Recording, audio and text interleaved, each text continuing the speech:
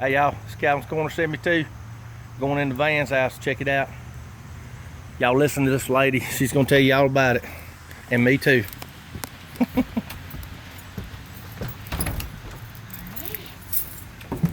Welcome to the Vann house. Wow. So we're just cleaning up from our large summer event, Vann House Days. This was the 40th Vann House Days we've ever held, actually. What you're seeing here is the Vann's dining room. Now, I do want to preface by saying that none of the antiques or furnishings in the house were owned by the Vann family. Everything they have is either lost to time or in our museum, but we have tried to restore the house with items the Vanns could have owned. So they're period appropriate to the 1790s to 1830s, with a few exceptions. But in general, as we go through the house, the paint colors are all the original paint colors. Our restoration artist had to peel back as many as 19 layers of paint and wallpaper to find base coats, but these are it. And throughout the house, a good many of the floorboards are the original, but the attic is the only room in the house with all original hardwood floors. So as we go through the house, many of the original longleaf pine boards have been replaced with yellow pine for restoration purposes. Of course, if you have a question about an antique, let me know. The plumbing and electricity was added in the 1950s when we became a historic site. Anybody who ever lived here, called Spring Place their home, did so without running water, heating there. Now this is like sugar or something, right? Yes, this is a little bit of a tea setup. This is a tea brick. It's actually just a form of compacted loose leaf tea that holds its shape better when it's being delivered across the ocean. But the Vanns definitely could have afforded tea. And the cones you're seeing here are actually raw sugar. So these are the only two real food items in this whole room. Many Cherokee or even Americans could not have afforded sugar at this time. They would have been using locally sourced sorghum or honey if they could afford that, or if they were being keepers, had an apiary, or even molasses. Now what would this be used for? That's for snipping off bits of the sugar. I got you, okay. Sugar snips. So we have a little tea set up. Vanns were wealthy enough to afford anything they want. And the mantle portrait that you see there is Joseph Vann, who inherited this house from his father. We don't actually know for sure what James Vann looked like. There are no authenticated portraits of him from before his death. Right. We only have one portrait of his son Joseph, and this painting is based on that original portrait.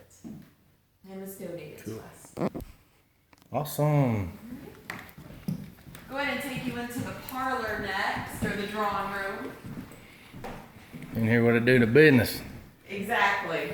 The Vanns did have a lot of friends and family who could visit, but they and themselves were legal representatives. They were chiefs. They were council members. They attended meetings. They held meetings in this house. Many delegates, ambassadors, tradesmen, even an American president visited this home. That was President Monroe in 1819. But they would have been brought into this room to talk business, like you said, but this room had to be fancy enough to impress them. This is the most colorful room in the whole house, with the largest mantle that is hand-carved and hand-painted. Yep. And restored as best we could. Our restoration artist could figure to get it back to its original shape. And it reaches almost to the top of our 12-foot ceilings, which help store warm air in the winter, but also circulate that warm air out of your face in the summer. These windows were also able to open from both the top and the bottom in the 17 and 1800s, thus circulating air even more within every room. 4 windows are going to ventilate the air as best as it can. This house is actually really well built to circulate air properly, including even the fireplaces. These fireplaces are not meant for cooking. That was done in a separate building. These fireplaces are tall and they're wide, but they're not very deep, and they have an extended hearth to protect the floor from sparks. They're entirely designed to push heat into the room, reflect it into the room, and also draw the smoke out of the room. Since the fire is basically sitting in the room with you, you're going to get a little bit warmer. Right. That's awesome. That's cool. And actually, leaving this room, you'll be able to see up into our floating staircase. And I know it's a little bit confusing that we call it a floating staircase, because in fact it's not floating, there's a pole. But that pole was only inserted in 1998. Before then, this entire platform appeared to float with no visible means of support. And it mostly does so with the aid of wooden pegs. In 1804, there were no stainless steel nails. The only nails would have been made of iron, and iron is very brittle and will rust very quickly. So wooden pegs will actually outlive, in some cases, these iron nails, and that's evidence of the pegs right there. That's some of the more obvious evidence. But there are some nails, but mostly wooden pegs, which again added to the staircase's longevity. But over time, the staircase began to sag. So we were forced to add some holes, including in the root cellar. Including this one, right? Yeah. Oop, which that is one kind right of... there. It's okay. Okay, it's And just a then, cover, huh? right here. Because actually that's just a casing. This is encasing Yeah, I see the that actual one. support pole. Okay, I see the pole now. Yeah. So there's a pole and then a pole there with just a casing. So I it's got not you. quite so Is that because they cut the door open so they could have a way down the root cellar, That right? is exactly what they did. When the Vanns lived here, this door led to a closet, one of the only closets in the entire house, save for a small storage area in the attic. After the Vanns were removed, the family that lived here was looking for interior access into the root cellar. So they cut the floor out of this closet, which was ridiculous because they cut through support beams. So the big lesson here is don't do home construction without a license or a licensed expert, because you could be destroying the structural integrity of your $10,000 home. Right. Y'all think we need to go down there and check this out? Y'all ain't scared, are you? Alright, let's go check it out. I'll be happy to take you down there. All right, so the railing is to your left. Gotcha. Oh, it's dark, Jens. You'll need to watch your head. Yep. I don't know, I got a big old head.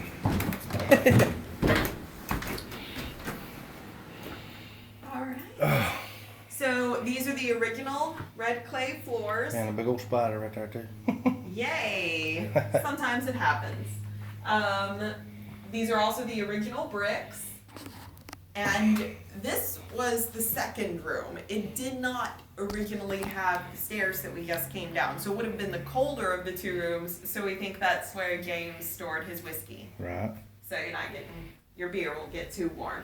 And they also had hard cider. They would have also had peach brandy from their own orchards. We know there was a stone property. They could have had really whatever they wanted. Really dark down here, guys. You can see evidence. And it's dank. It is really dank. It is because we have had rain for the last 2 days. However, you'll notice that there really isn't any water damage. It's a bit musty and a little stuffy, but the floors are still cold. The floors will always be cold, and that's what's going to help keep this room a low ambient temperature. And you can come in this room. It's a little bit darker. Try to spook you. I ain't spooked that, Lord. But it does have the original stairs. I've been through the Sorrel Weed House, and this ain't nothing to that. All right, these are the original stairs that the Vanns or their slaves would have accessed to enter the root cellar. Okay. And this would have been the first room, and you would have seen stored food. You would have seen shelves, canned goods, possibly some dairy, though there was a spring house that would have been more appropriate for that. You could have also seen just barrels of fruits and vegetables. Some would have been dried for long-term storage. Some are kind of their own casing. And this is little... This is actually just an added closet to house our sprinkler system equipment. I The gotcha. Vanns did not have a secret sneaky closet. You would have seen canned goods like these. So yeah.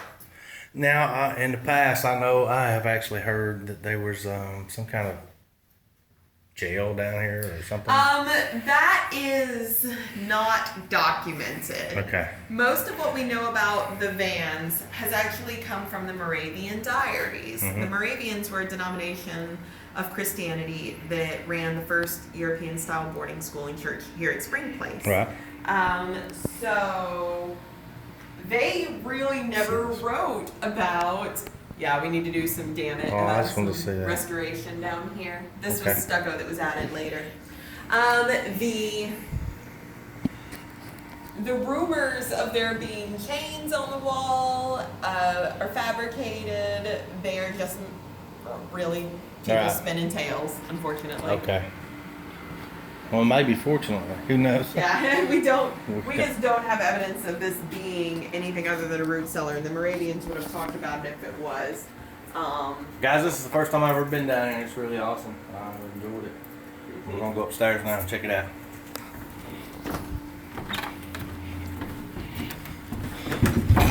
And watch your head again.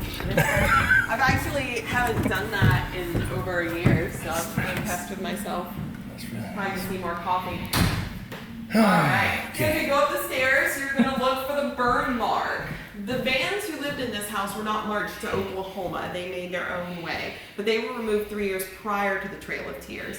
But they were still removed violently and illegally, and quite literally by fire, when the Georgia Guard set fire to the staircase.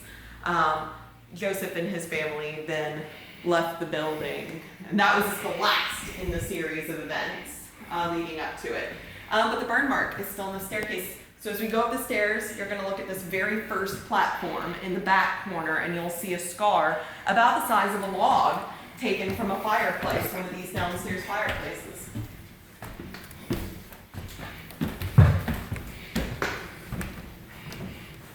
Yep, right there. There's where the log landed. And the platform began to burn, and it caught the railing, which also began to burn. And for fear of his life and the life of his Right. wife and child, Thank you. children, they will be fled the home.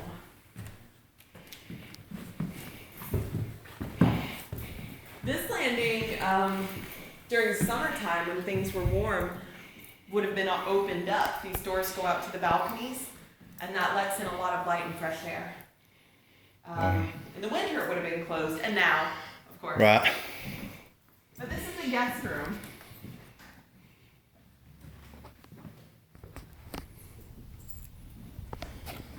Any number of famous Cherokee would have spent the night here. And also family and friends and council members. So we have some of their portraits around the room to remind us of their visits. Above the mantle from left to right, you're seeing the Rig, Major Rig, who was very noteworthy. Sequoia and then. Yep, Sequoia, John. and then David Vann. Oh, David Van. Okay. Was Cool. Sequoia invented the Cherokee alphabet. Yes. Over here we have John Ross and Monroe, because in his 1819 visit he would have stayed in this room. That looks like Macintosh. Oh, that is not either, sorry. That is Wow. Another Cherokee council member. Tai Chi. Tai Chi, yep, and he Wow. ended up leaving Georgia fairly early on in the Trail of Tears story, being fed up. This is a beautiful bed. Yes, sir. Most of these items have been donated over the years. We have an incredibly supportive volunteer organization from which to draw many resources, and that's the Friends of the Vann House. Oh, bedside loo. Only the best for the Vann family. I don't know if I can see that or not, but Let's see. kind of like the guy can edit anything out. All right, we got a bedside loo here. And of I know. course, that's just the lid. Yep. And when it's time for emptying, or you can close it up entirely. Look at that. That's all right. Okay, here's Beautiful, beautiful picture. With me in the background. John Ross.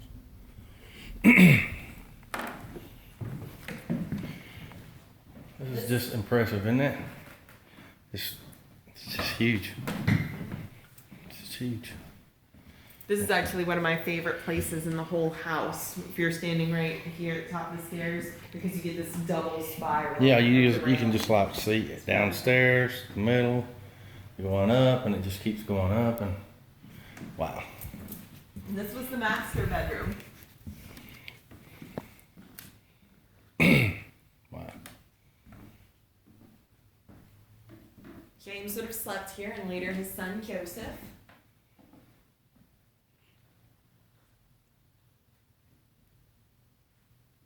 This room faces east towards Fort Mountain State Park, so he had a beautiful view. The mountains, yep. Could overlook his many, many acres. Check it out. YTPC. Kalin has been used by Native Americans for ceremonial pipes since long before European contact.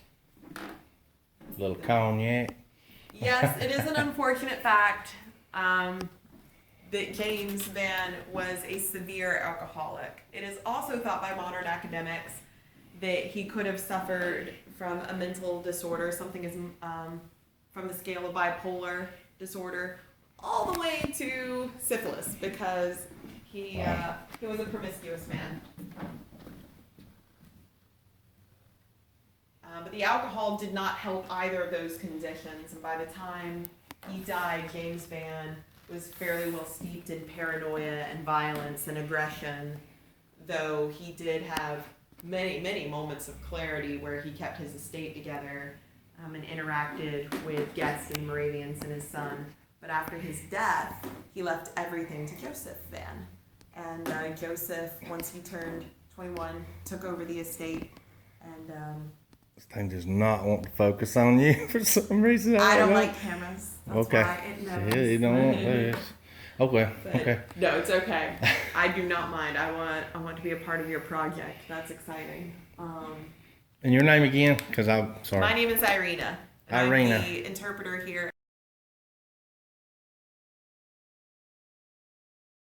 at the Vann House Historic Site. Thank you. I changed my focus and I didn't realize it. I was looking at the camera and I should have been looking at you. It's okay. It worked. I'm really bad at life. One of the most fun things in this room is we recently restored this doorway. The Vanns, talking about efficient architecture, had their doorways built on slanted hinges, so that in the winter time, this door is going to automatically close and help retain the heat in the room. So you don't have to constantly yell at your kids to close the door. What about that? Ta-da! So they're You'd think that'd be like that because the floor sagged a little bit, but that ain't what it was. the floor does sag a little bit, but we've supported it. Yeah. And that chamber pot chair is from the late 1700s. That is a true antique behind this.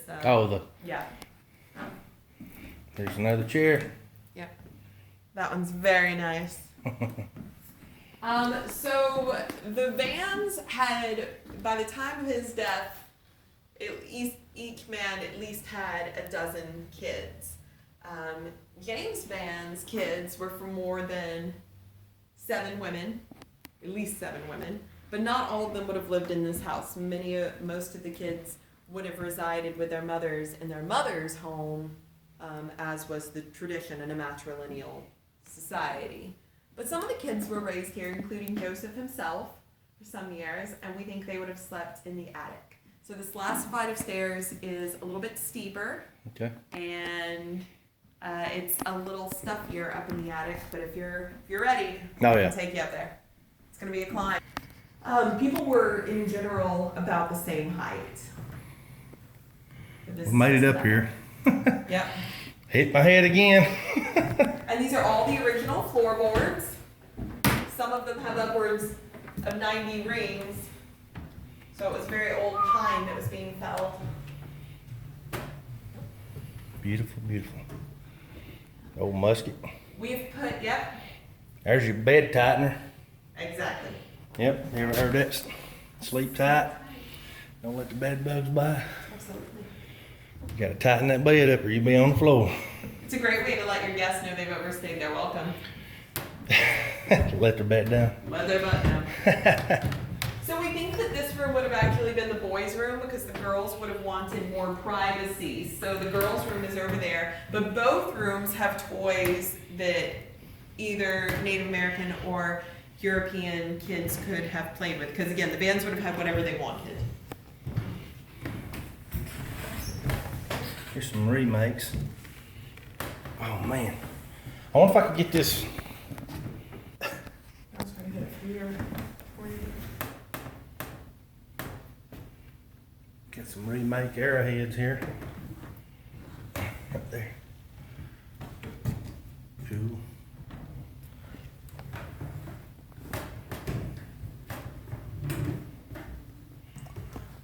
Inkwell. There's a secret door. More attic storage. Bar of lye soap. Y'all realize look here, my head's right here. Oh. Is this Molly's room? No.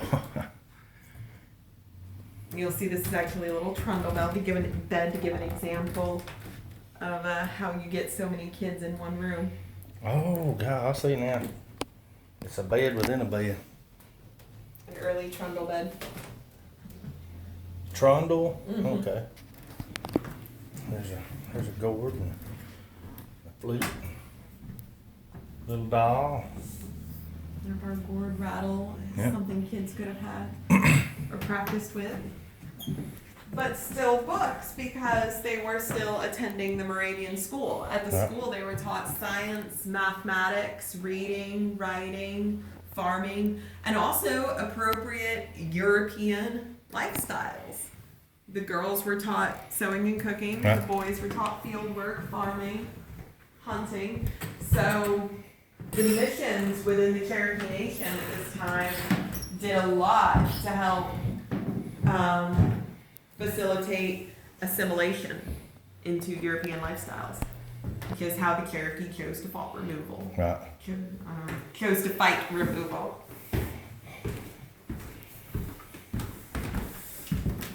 See how close that is here? Watch your pen coming down. Look, Calvin. Don't laugh. I made it.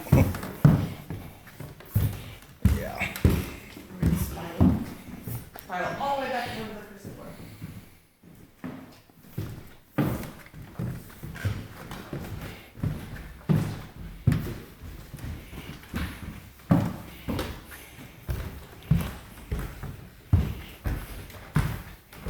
This is actually my favorite antique in the whole house. This is 1790s John Cuthbert from London grandfather clock with the original brass works. It was restored and donated to us. That is nice. It tells time pretty well, as long as we wind it, at least every 8 days. Wow. Maybe y'all can't read that. Maybe they can.